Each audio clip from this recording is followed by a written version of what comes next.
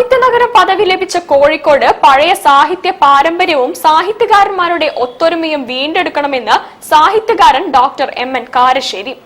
സാഹിത്യനഗരത്തിലെ സാംസ്കാരിക സാധ്യതകൾ എന്ന സെമിനാർ ഉദ്ഘാടനം ചെയ്ത് സംസാരിക്കുകയായിരുന്നു അദ്ദേഹം.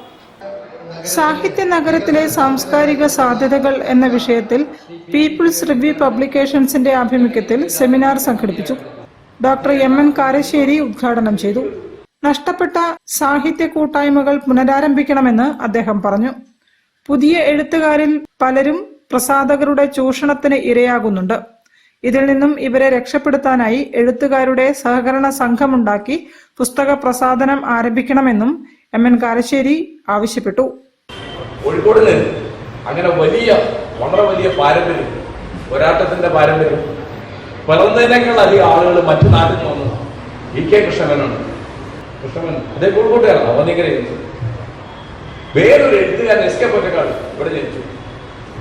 ബാക്കിയുള്ളതൊക്കെ പുറത്തു വന്ന ആൾക്കാർ. പിന്നെ നമ്മൾ കേമായിട്ട് പറയുന്ന ഒരാൾ മുഹമ്മദ് അബ്ദുറഹിമാൻ കൊടുങ്ങല്ലൂർക്കാരനാണ്. മൊയ്തു മൗലവിയാണ്, പൊന്നാനിക്കാരനാണ്. കേശവമേനാണ്, പാലക്കാട്ടുകാരനാണ്. സഞ്ജയനാണ്, തലശ്ശേരിക്കാരനാണ്. അങ്ങനെ മാരാര് തിരൂരാണ്. എം.ടി.